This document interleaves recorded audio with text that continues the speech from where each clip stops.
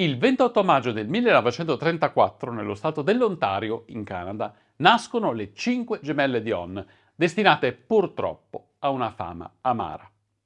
Prima che gli studi sulla fertilità evidenziassero che le nascite plurigemellari erano tutt'altro che impossibili, quando ce n'era una, veniva celebrata come un evento eclatante, più unico che raro. In questo contesto, quando le 5 gemelle Dion vengono al mondo, la loro salute mentale e fisica diventa una cosa secondaria, mentre viene messo in atto un piano per renderle un vero e proprio fenomeno mediatico.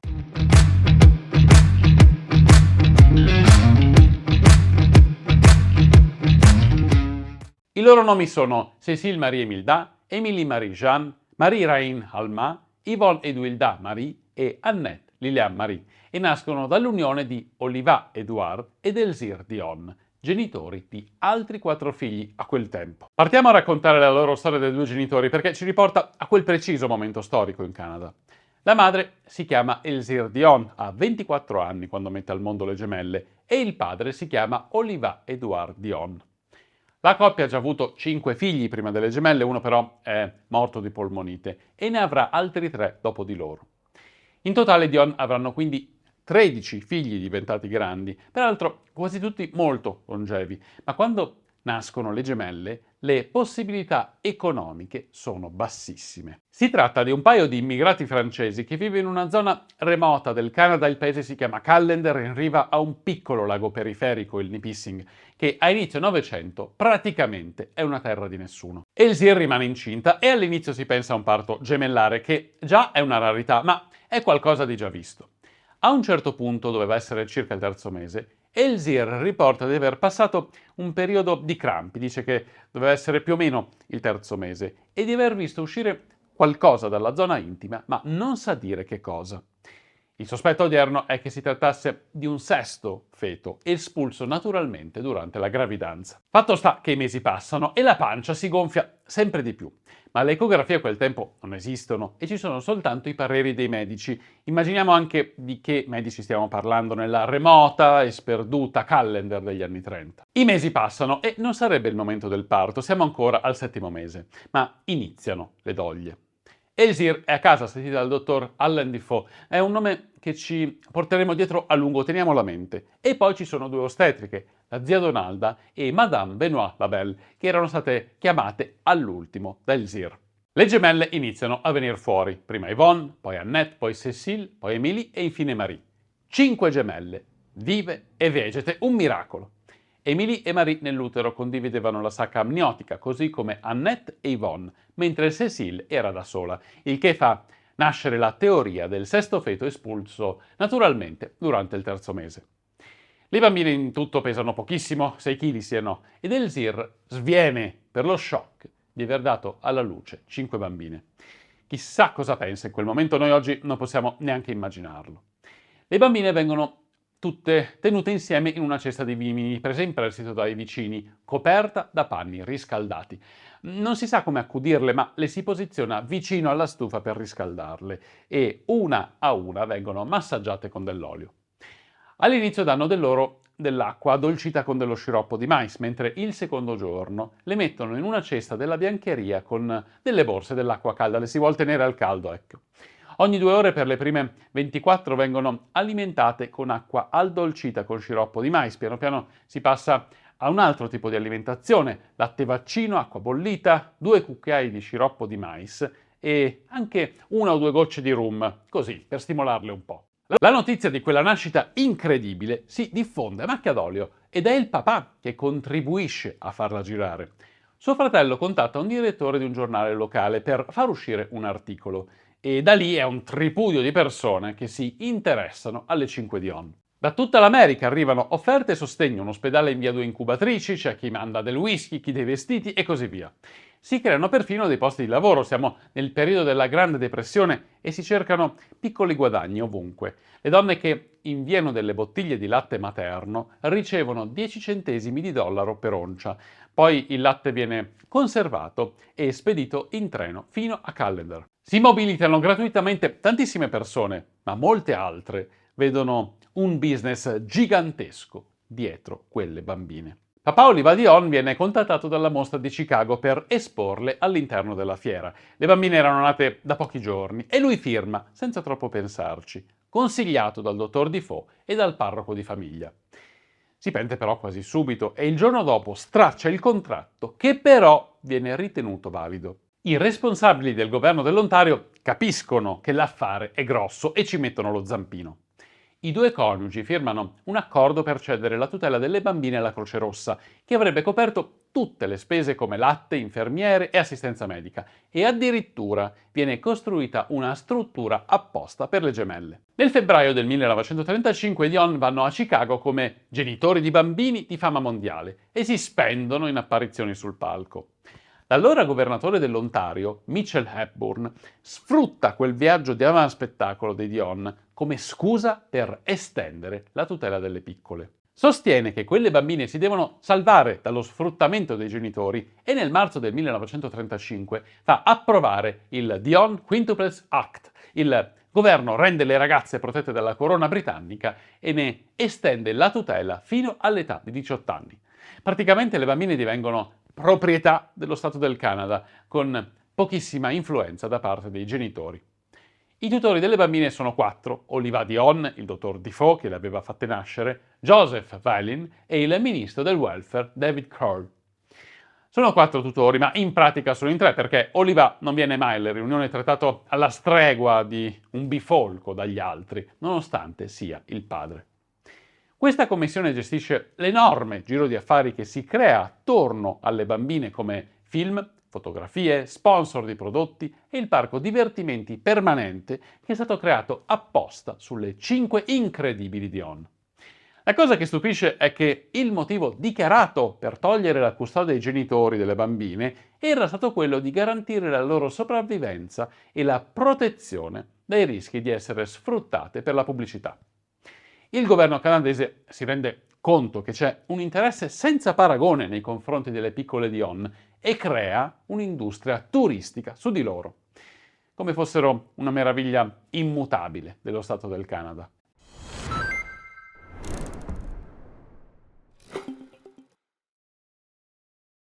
E ora inizia l'aspetto più inverosimile della vicenda, almeno per i giorni nostri. A 2 passi dalla fattoria di Dion viene creata la Defoe Nursery, una clinica per le gemelle che funziona come un parco turistico. All'interno della clinica ci sono le bambine, che seguono un programma precisissimo giornaliero, mentre all'esterno ci sono i migliaia di visitatori che le osservano ogni giorno. Le bambine si alzano, bevono succo d'arancia e olio di fegato di merluzzo, si curano i capelli e dicono una preghiera. Un gong annuncia la colazione e dopo 30 minuti devono alzarsi e sparecchiare il tavolo. Giocano in veranda per 30 minuti precisi, fanno una pausa e poi c'è l'ispezione del dottor Defoe, alle 9 in punto. La giornata procede regolare con scuola, giochi e pasti, poi la sera doccia e cena alle 6, poi preghiera e a letto. Ogni bambina viene contraddistinta da un colore, così sono riconoscibili e più spendibili lato marketing. Annette ha il rosso e come disegno una foglia d'acero, Cécile il verde e come disegno un tacchino. Emily il bianco e un tulipano, Marie il blu e un orsacchiotto, mentre Yvonne il rosa e un uccellino azzurro. Questa è la loro quotidianità, per anni e anni. Le visite alla clinica si svolgono in modo regolare e controllato, senza disturbare le piccole. Ci sono circa 3-4 mila persone che ogni giorno pagano un biglietto per vedere quella meraviglia della fertilità umana, quel miracolo del dottor Defoe. Le osservano mentre giocano, mentre studiano, mentre mangiano e comprano souvenir e gadget, tanto che in quel periodo la nursery con le Dion diventa addirittura più visitata delle cascate del Niagara che si trovano lì vicino. Ma le bambine non hanno contatti con il mondo esterno, con nessun altro. Vengono istruite all'interno di questa nursery prigione e i genitori praticamente non possono vederle.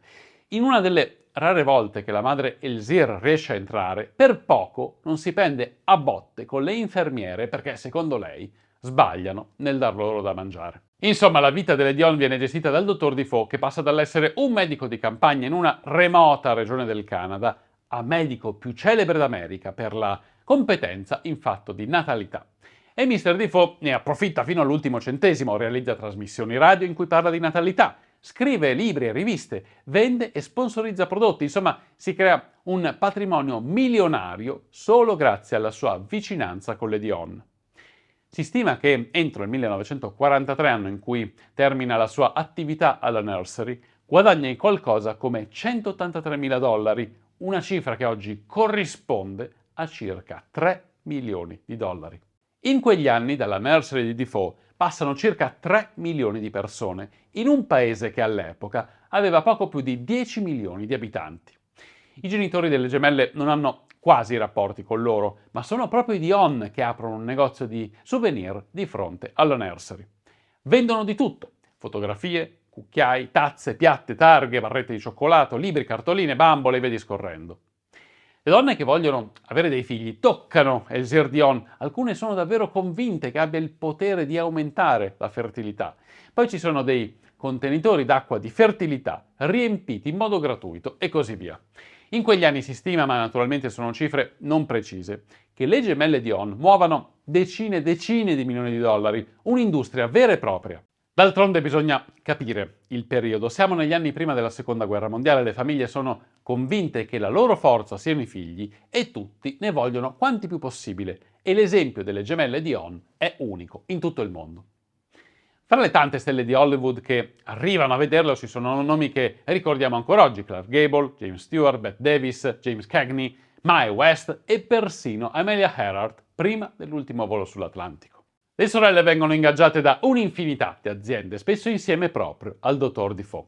Lo sciroppo di mais caro, Quaker Oats, l'Isol, il sapone Palmolive, Colgate, Aluminium Goods Manufacturing Company, Beehive Corn Syrup, Canada Starch Company e Carnation Milk. I prodotti sono il latte condensato, il dentifricio, il disinfettante, le barrette di cioccolato e chissà che cos'altro. Ma le Dion non sono buone solo per i prodotti, anche il cinema le nota e le sfrutta. Partecipano a 3 film nel corso di un paio d'anni. Partono nel 1936 con The Country Doctor, il dottore di campagna, in cui non è difficile capire che Defoe sia stato l'ispirazione per il soggetto principale. Reunion, che è il sequel del dottore di campagna, e infine Five of a Kind del 1938, in cui le gemelle hanno già 4 anni e riescono a recitare in modo più compiuto. Poi partecipano a un'infinità di documentari e film corti, ma arriva la guerra e l'ultimo degno di nota che girano è nel 1942, quando sono già tornate con i genitori. Ma le Dion sono una gallina dalle uova d'oro di proporzioni inimmaginabili. Le pagano 10-15 mila dollari per servizi fotografici o le includono in percentuali in aziende milionarie, basta che ci mettano il loro nome sopra. Insomma, in pochi anni, solo nel 1936, a 2 anni, le gemelle hanno un patrimonio di 250.000 dollari, che equivalgono circa a 4 milioni di dollari odierni. Ma dove ci sono tanti soldi, ci sono anche tanti approfittatori, e quel fondo viene prosciugato dalle persone che riescono ad averne accesso, dallo stesso governo canadese e poi soprattutto dai loro genitori, e le bambine si trovano via via più povere. Quando hanno 18 anni, il loro fondo ammonta a zero, è stato speso tutto e la contabilità è finita, bruciata, e sarà oggetto di un'infinità di azioni illegali da parte delle Dion adulte che tenteranno di riprendersi i soldi anche dal governo canadese. Alla fine, ma molti anni dopo, accetteranno 4 milioni di dollari, sapendo comunque di averci perso moltissimo.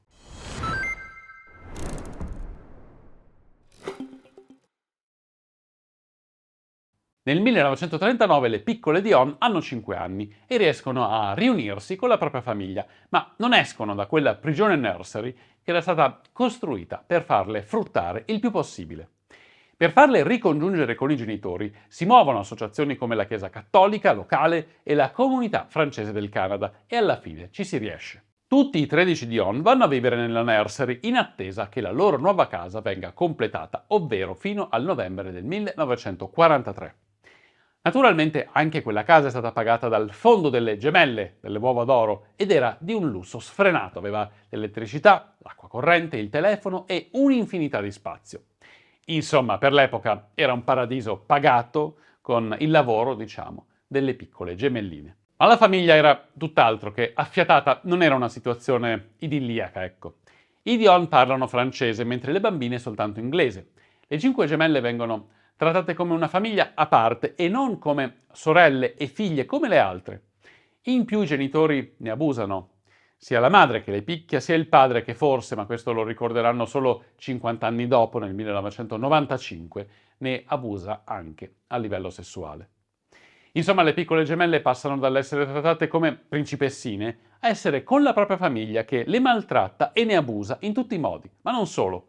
I genitori fanno una vita da navabbi, auto di lusso, casa da sogno, vacanze e tutti i comfort. Ma naturalmente chi paga sono le gemelline, galline dalle uova d'oro, che continuano a macinare introiti per un po', a cui alla fine viene prosciugato tutto il fondo che avevano messo da parte. Gli anni poi passano, le piccole Dion crescono, pur se fra mille sofferenze. Nel 1952, quando hanno 18 anni, tutte e 5 lasciano quella casa di dolore e si separano. 3 di loro si sposano e hanno dei figli. Emily diventa una suora e Yvonne va a lavorare come libraia. La povera Emily muore nel 1954, appena 2 anni dopo essere andata via di casa, dopo un attacco epilettico che la fa soffocare sul cuscino del suo letto in convento. Marie, che aveva avuto 2 figli, muore nel suo letto nel 1970 ad appena 36 anni, senza che nessuno si accorga che era ormai morta da giorni. Una storia triste di solitudine e strano per una donna che aveva vissuto la sua vita più giovane con tantissima gente. Le 3 superstiti, Annette, Cécile e Yvonne, hanno vissuto a lungo a Montreal, riunendosi poi nel 1990 per vivere tutte insieme come tanti anni prima. Di loro si accorgono autori e registi che raccontano la loro storia in documentari da titoli che non lasciano spazio a interpretazioni. Gli anni delle Dion, un dramma degli anni 30 nel 1978. La tragedia delle Dion nel 1986, poi Le bambine da $1 milione in una serie TV del 1994.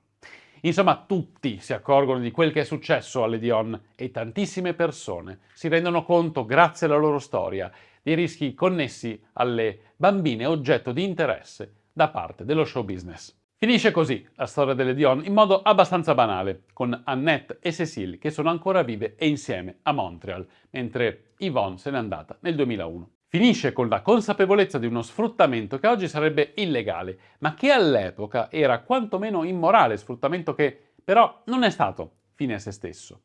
Oggi i diritti dei bambini sono tutelati da leggi e tribunali. All'epoca era tutto molto aleatorio.